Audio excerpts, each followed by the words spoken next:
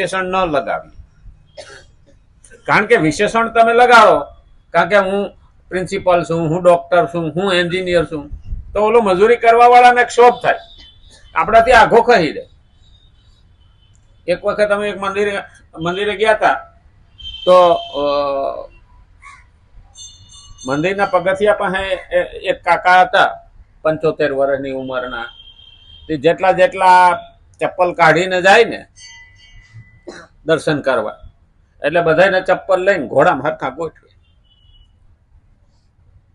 આમ up to date કપડા બપડા બધું. એટલે મેં ઓલા ભાઈને પૂછ્યું, હું કાકા 75 વર્ષની ઉંમર છે, તો કોઈક આપણે યુવાનો એ કામ કરવું જોઈએ. આ કોણ છે? કોઈ લાગે છે કોઈક IAS ઓફિસર હોય એવા.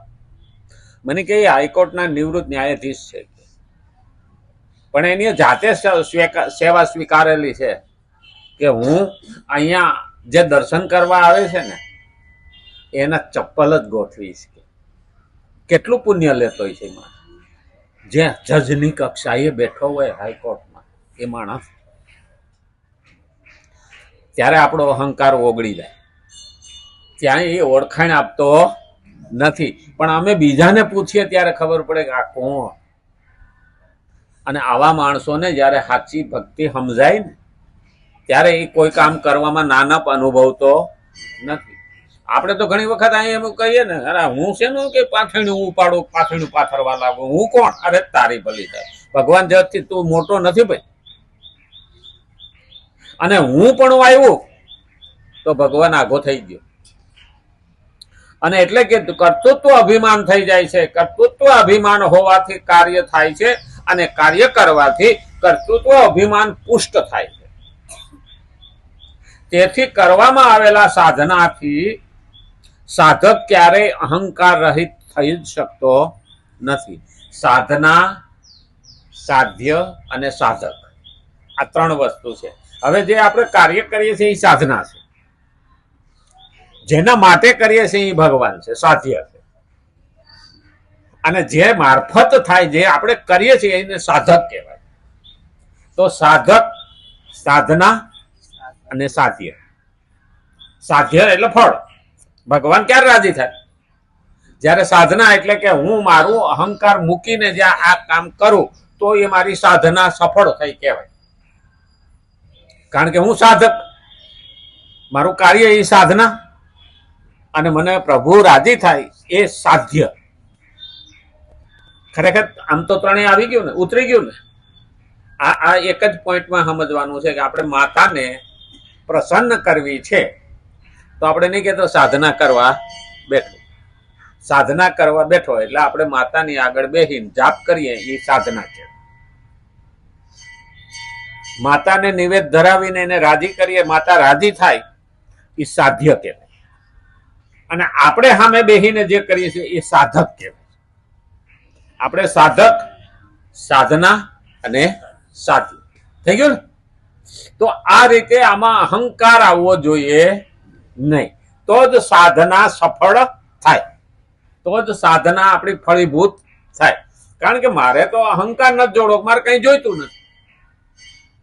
આજકાલ તો ઘણા બધા શું છે, માતાજી ત્યાં જાતા હોય ને તો પડકારા કરીને 10 જણાનું ધ્યાન દોરે.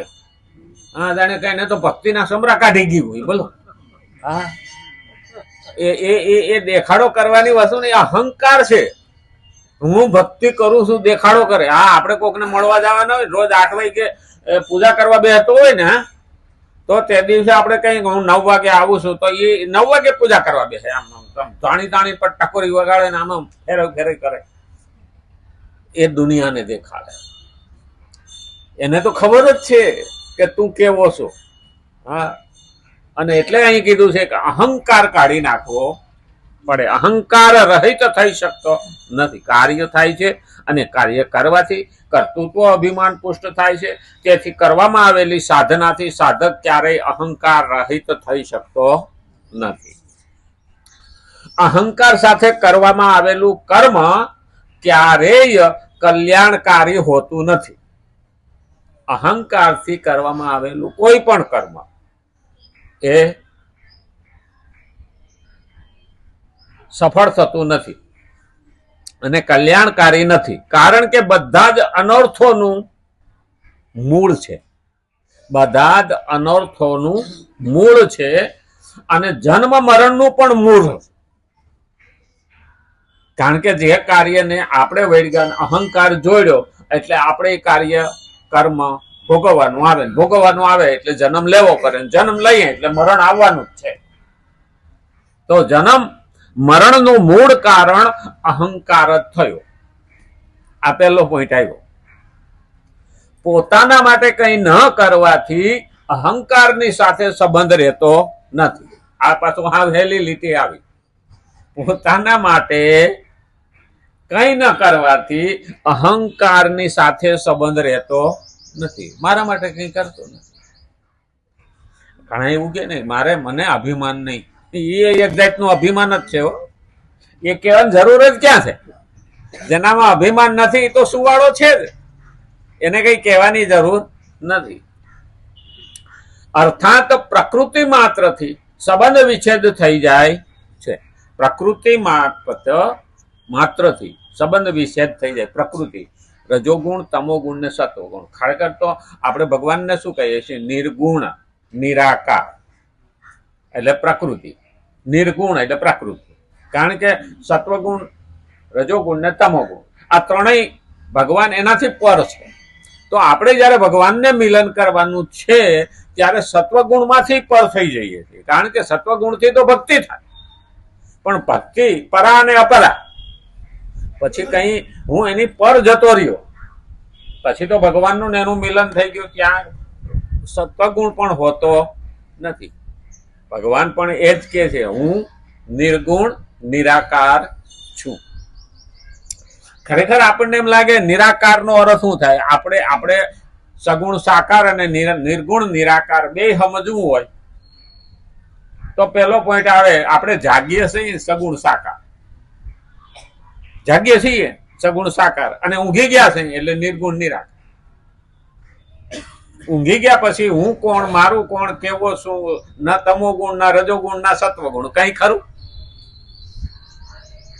અને સગુણ સાકાર હું જાગ્યો એટલે મને દેખાણું બધું અને મને ખબર પડી હું કોણ, મારું કોણ, કેટલું બેલેન્સ, આ બધી મને ખબર પડી. સગુણ સાકાર, નિર્ગુણ નિરાકાર. પ્રકૃતિ માત્રથી સંબંધ વિચ્છેદ થઈ જાય છે. તેથી સાધકે ક્રિયાને મહત્વ ન આપતા પોતાના વિવેકને મહત્વ આપવું જોઈએ. કઈ પણ કર્મને મહત્વ ન આપતા પોતાનો વિવેક કેવો છે, કયા ભાવથી આપણે સામે કર્મ કર્યું છે, ભાવ કેવો છે?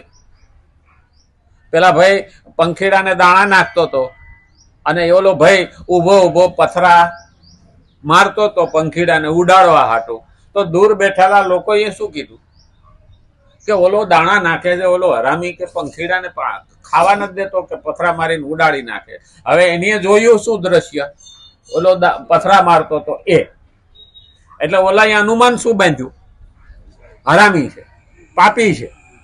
પણ એ ઓલો દાણા નાખીને વયો ગયો, આવડો આ પંખીડા ઉડાડીને વયો ગયો અને જાતો હતો. એટલે ઓલા 10-15 જણા બેઠા હતા એને ઓલાને કીધું કે ઓલો બિચારો દાણા નાખતો હતો તો હુકમે ને કે પંખીડાને પથરા મારીને ઉડાડતો હતો. તો કે દાણા નાખતો તો એ પારધી હતો, ત્યાં હેઠે ઝાડ બિછાવી હતી, પંખીડાને બેહવા દઉં તો એ બધા ફસાઈ જાય અને ફસાઈ જાય તો મારે અને મારીને ખાઈ જાય તો મને પાપ લાગે, હું જોતો હતો એટલે પથરા મારતો. તો ઓલા કે ભાઈ માફ કરજો, અમારી ભૂલ થઈ ગઈ. દ્રશ્ય કેવું હતું? પાપ થાય એવું દ્રશ્ય હતું ને છતાં એની અંદર ભાવ કેવો હતો? આ જોવાનું છે, ભાવ કેવો હતો અંદર. એટલે એક હરખું લાગતું દ્રશ્ય, નજરે જોયેલું દ્રશ્ય પણ આપણે ધારીએ એવું હોતું નથી. અંદરનો ભાવ કેવો છે ને એ મહત્વનો. અને એટલે જ કીધું છે પ્રકૃતિ માત્રથી સંબંધ વિચ્છેદ થઈ જાય છે. તેથી સાધકે ક્રિયાને મહત્વ ન આપતા પોતાના વિવેકને મહત્વ આપવું જોઈએ. વિવેકને મહત્વ આપવાથી વિવેક સ્વતઃ સ્પષ્ટ થતો જાય છે અને સાધકને માર્ગદર્શન આપતો રહે છે. આગળ જતા આ વિવેક જ તત્વજ્ઞાનમાં રૂપાંતરિત થઈ જાય છે. આ વિવેક જ તત્વજ્ઞાનમાં. હવે તત્વજ્ઞાન, તત્વ એટલે તો ભગવાન થયા અને ભગવાનનું જ્ઞાન થયું એટલે એમાં રૂપાંતરિત થઈ ગયું, કારણ કે આ જ મારો પ્રભુ છે. અને એ જયારે જ્ઞાન થઈ જાય ને તો ભગવાન પછી દૂર રહેતો નથી, और देर भी होती नहीं. तत्वविते तु महाबाहो गुण कर्म विभागयो गुणा गुणेषु वर्तन्त इति मत्वा न सज्जते. 28મા શ્લોકમાં ભગવાન શું કહે છે? તું મહાબાહો ગુણ કર્મ વિભાગયો તત્વવિત ગુણાઃ ગુણેષુ વર્તન્તે ઇતિ મત્વા ન સજ્જતે. પરંતુ ભગવાન આમાં કહે છે, પરંતુ હે મહાબાહુ, ગુણ વિભાગ અને કર્મ વિભાગ, ગુણ વિભાગ અને કર્મ વિભાગના તત્વને જાણનાર મહાપુરુષ તો સમસ્ત ગુણો જ ગુણોમાં વર્તી રહ્યા છે એમ સમજીને એમનામાં આસક્ત થતો નથી.